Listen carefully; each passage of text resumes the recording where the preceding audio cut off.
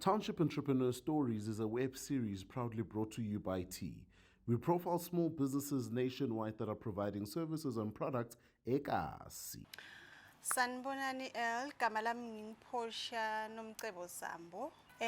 Fashion designer. Ngiqale 2000 and I can say 2009 ngiceda ka matric ngoba ngikhule ngimfana lo slim. So timbahla tami tonke bengitinciphisa nangitithenga esitolo.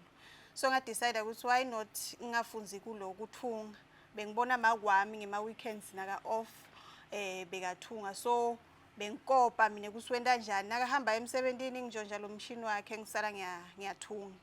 Then from there ngabona ukuthi okay this thing ngiyayikhona. Ngathenga machine wekuthunga. Ngacala ke ngikudesignela takami timbahla ngatithungela.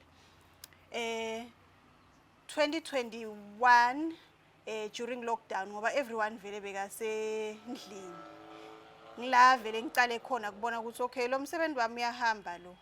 Sengiyakhona kwenda into letiningi ngacala ke sengithengisela abantu nabane birthdays bayashada amalobolo matric dance uyatuke event bathungisa kimi sengigcokise I can say ma local artist alana ngigcokise Phumla Angel ngigcokise Pretty Mhlongo, she is a gospel artist.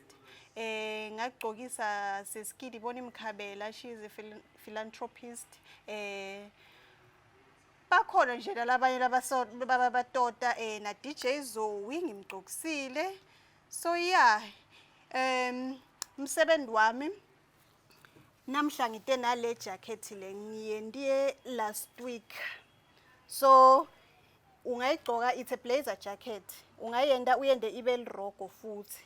So ngiyadesigna kwabafati nekwemadvodza nekwebantwana nabane ma birthdays ngiyabadesignela. On social media, on Facebook, I'm Posh Designs. On Instagram, I'm Posh Designs 6. All gama lami ngingu Portia Sambo, I'm a township entrepreneur.